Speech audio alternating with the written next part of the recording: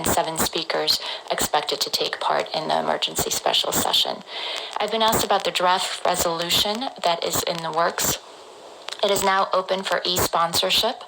The draft was initiated by Ukraine, Antigua and Barbuda, Australia, Bosnia and Herzegovina, Canada, Colombia, Costa Rica, Fiji, Germany, Ghana, Indonesia, Italy, Japan, New Zealand, Panama, Poland, Republic of Korea, Singapore, and Turkey. Another question that I have been getting is when the last emergency special session was held. So this is the 11th emergency special session. The last one was in 2018, and it was in connection with Jerusalem and the occupied Palestinian territory. And that one was requested by a member state. The emergency special session on Ukraine underway today was requested by the Security Council, and the last time that the Security Council requested an emergency special session was in 1982 on Golan. In terms of the afternoon schedule, so at 3 p.m., the General Assembly will pick up its 60th plenary meeting. Member states will vote on resolutions related to Stockholm Plus 50. There's also a resolution on the UN Conference on Least Developed Countries. Now, if approved, the conference will be divided into 2 parts. The first one will be held in New York on 17th of March. The second will be held in Doha in March of 2023. The GA will then resume the emergency special session, and given the number of speakers, we expect that debate to extend into Tuesday and possibly Wednesday. As you know, President Shahid was expected to be in Geneva today, where he would have spoken at the opening of the Human Rights Council. That trip was canceled due to the situation in Ukraine. The president's remarks were delivered by a recorded message at the Human Rights Council. The president said that upholding human rights and dignity are at the core of all his priorities and initiatives. He noted that, quote, all human rights are universal, indivisible, and mutually reinforcing.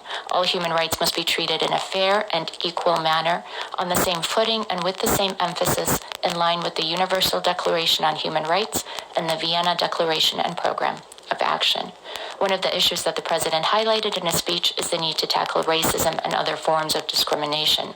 He noted that commemorative meeting in September of last year on the 20th anniversary of Durban, and recalled that heads of state and government reaffirmed to make the fight against racism and protection of its victims a high national priority. And also in terms of what is happening today and making news headlines, the IPCC report, I expect to have a written statement on that very shortly for you. Are there any questions for me in the room or on the screen? Yep. First, I just want to ask about the emergency special session. We know the draft resolution is it's not been submitted by U.S. or Albania like the Security Council. Is the resolution the same? I mean, you mean is it the same one that was in the Security Council? No. Yeah. No. Okay. And the second question is also about this. I'm just wondering because the General Assembly resolution is not binding. But for this one, because Security Council shift the mandate to General Assembly. So would this be has the same power as the resolution of Security Council, or as the same power as the General Assembly? Because according to my understanding, they're a little bit different. I think they're both symbolic, aren't they? But I haven't seen the meat of what is actually in the resolution, so I don't know what it calls for. All right, and the third question is, I believe on Saturday, President of General Assembly Shahid met with the Foreign Minister of Hungary, Szijjártó. Can you tell us what they talked about? Because I know the main thing is Hungary wants to host the peace talk in Budapest, right? I think that there is a bilateral, a reading from the bilateral. They're usually put out, the notes. So let me look into that, and if we don't have one, I can give you a little bit more information on what was discussed. Any other questions for me? Abdelhamid, is that for me? Yes, thank you, Paula. I have a similar question about the weight of the resolutions adopted under the mechanism United for Peace Resolution of 1950. Supposed to take the powers of the Security Council in case the Security Council failed a conflict that deals with peace and security. The GA would take that power according to that resolution.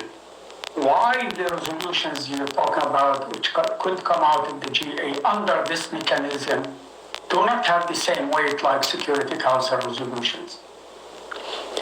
Resolutions derive their power from member states, don't they?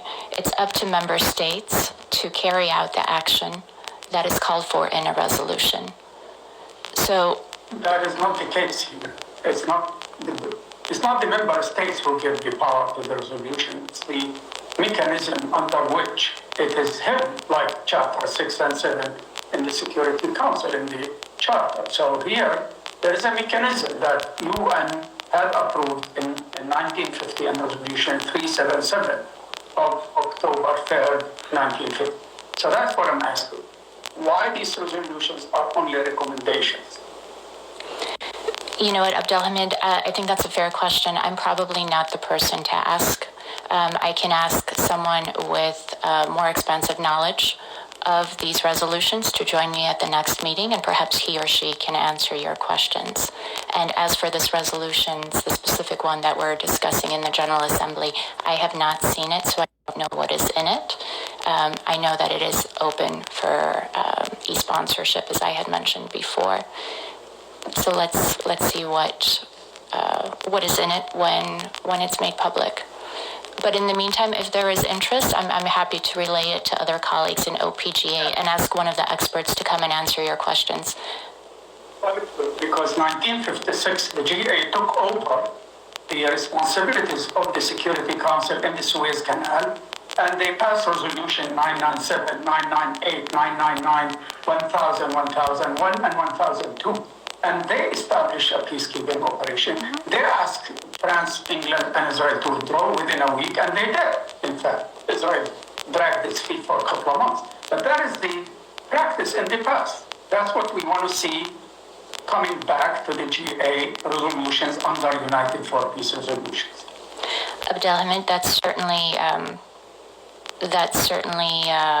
correct in terms of what happened. I would remind you that at that time, the peacekeepers were sent in, as they always are, to maintain peace in the country. Okay, but I will ask our OPGA colleagues if they could come in later this week and perhaps give a little background to all of us about the GA resolutions. Any other questions for me?